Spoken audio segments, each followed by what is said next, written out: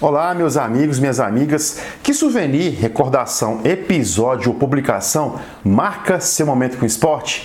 Na minha história tem alguns, mas talvez o primeiro tenha sido a revista Placar. E este é o tema da nossa Resenha Invictus de hoje.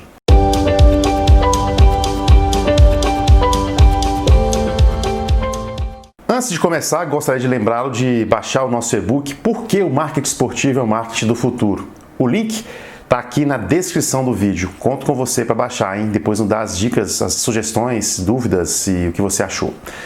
Bom, eu tinha 10 anos de idade, estamos falando dos anos de 1990, e eu morava numa cidadezinha pequena no interior de Goiás, uma cidade que devia ter aí cerca dos seus 15, talvez 20 mil habitantes na época.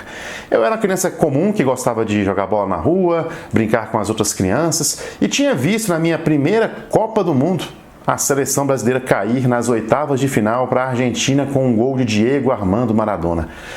Aquilo me impactou muito e ao mesmo tempo me fez começar a acompanhar mais o esporte, até para me enturmar e socializar com os assuntos dos meus colegas de escola, né?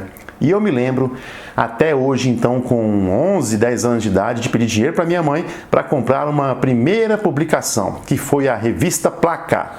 Aquela edição tinha me chamado muito a atenção porque ela falava dos grandes clássicos do Brasil. E olha, acho que ali começou a nascer minha paixão pelo esporte e pelo próprio jornalismo. Eu me lembro que a Placar era a melhor forma que eu tinha de me atualizar das tabelas dos campeonatos de quase todo o país e do mundo, saber dos acontecimentos com mais profundidade, e passei anos juntando um pouquinho do dinheiro da minha mesada para poder comprar sempre essa revista e depois discutir com os meus amigos quem sabia mais de esporte, mais de futebol. Eu fiz uma pesquisa sobre a história dessa revista para fazer esse vídeo e descobri que Placar foi lançada em março de 1970, que em sua primeira fase a revista foi semanal até ali 1970, 80 e 90.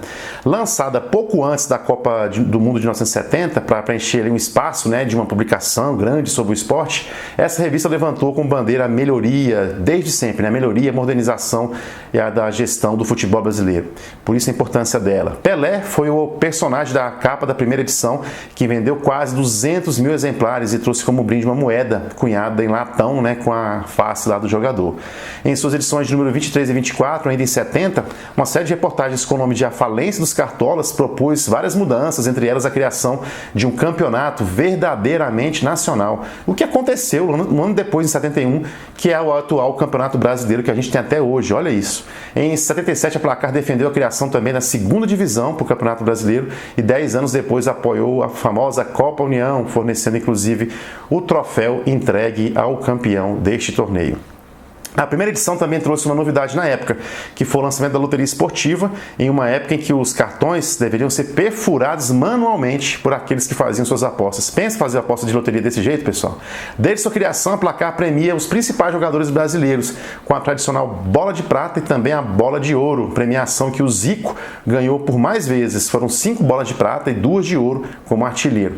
A revista também tem o prêmio Chuteira de Ouro para o maior artilheiro do país todos os anos. Ela faz um ranqueamento pelos campeonatos, pelas divisões, e decide quem for o principal artilheiro.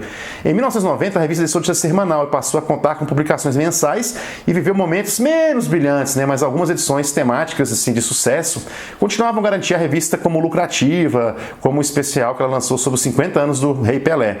Bom, durante suas várias fases, a publicação também criou projetos e edições especiais, inclusive em uma delas, eu me lembro bem, ela lançou um CD, que é esse aqui, com os hinos dos grandes clubes do país, com arranjos mais modernos e releituras com versões dos músicos da época. Aqui tem versão pop, funk, MPB, de outras, né? De 15 times cantadas por gênios e grandes artistas como Tim Maia, Sandro de Sá, Bete Carvalho, Skank, Paralamas do Sucesso, Rapa e o Alceu Valença. O início vinha quase sempre com a narração de um grande momento do clube por um locutor de rádio, e em seguida uma saudação do ídolo, né? Daquele time e depois o hino. Bora ver um exemplo aqui? Cobrada a falta agora pelo Galo, bola enfiada na frente para Reinaldo, pulou, tocou para trás, o jogador Cosme, ganhou Reinaldo na segunda, meteu para Éder, correu pela ponta esquerda, cruzou para o segundo pau, olha a cabeçada por cima, vai entrando, gol! Gol de Rei! Alô, torcida atleticana, aqui é o Reinaldo que está falando. Trago uma mensagem que passa o futebol, não vamos acabar com os nossos dados. Gols, o mundo melhor para nós. Nós somos o Clube Atlético.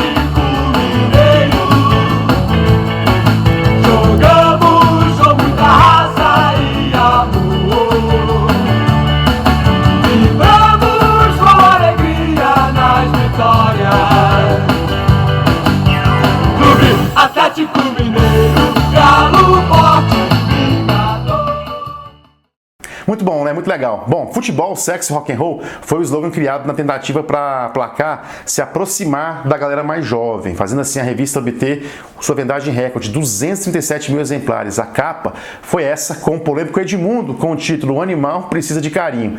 No site da Veja, essa história é contada em detalhes, inclusive como foi convencer o jogador a fazer essa foto. Eu vou deixar o link dessa história na descrição desse vídeo se você quiser acompanhar, tá?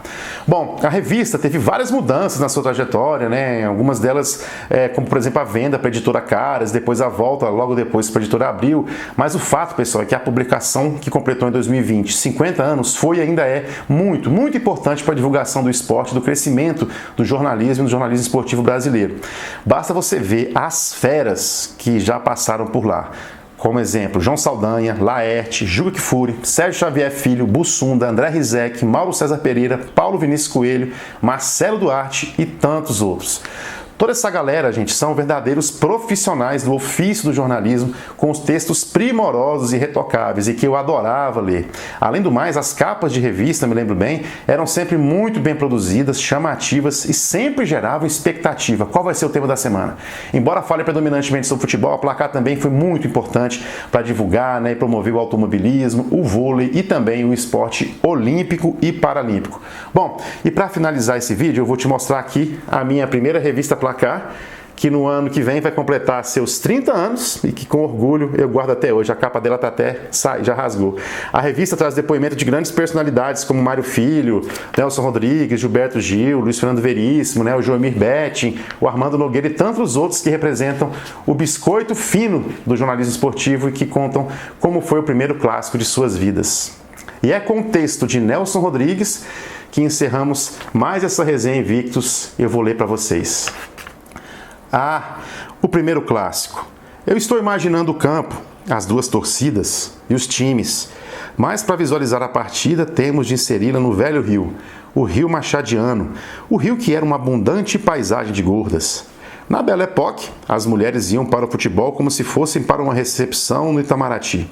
E elas desmaiavam, vejam você, ainda tinham ataques. De vez em quando faço a mim mesmo esta pergunta: há quanto tempo eu não vejo uma mulher com ataque? Elas matam e se matam, elas se atiram do 7º andar, elas devoram um tubo de comprimidos, mas não têm ataques nem desmaiam.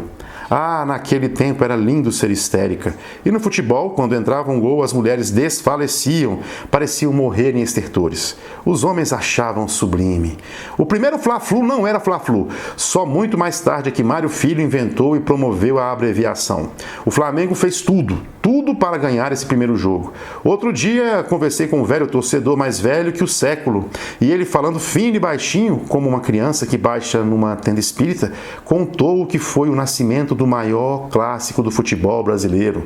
O Flamengo era o time campeão do Fluminense sem Oswaldo Gomes. Parece que na partida o futebol era um detalhe relevante ou mesmo nulo. Os dois times davam a sensação de que jogavam de navalha na liga. E no entanto, houve um cínico e deslavado milagre. Ninguém saiu de maca, ninguém saiu de rabecão. Mas nunca se vira em campo de futebol ferocidade tamanha. E o Fluminense venceu. Vejam como, histórica e psicologicamente, esse primeiro resultado seria decisivo. Se o Flamengo tivesse ganho, a rivalidade morreria ali, de estalo. Mas a vitória tricolor gravou-se na carne e na alma flamenguistas. E sempre que os dois se encontravam, é como se o fizessem pela primeira vez. Bom, eu vou ficando por aqui, agradecendo a sua companhia, a sua audiência e convidando você para continuar assistindo, curtindo, comentando e compartilhando os vídeos da Escola Invictus. Agradeça a todos os seus deuses pela sua alma indomável. Você é o capitão da sua alma, você é o capitão do seu destino. Um grande abraço e até a próxima.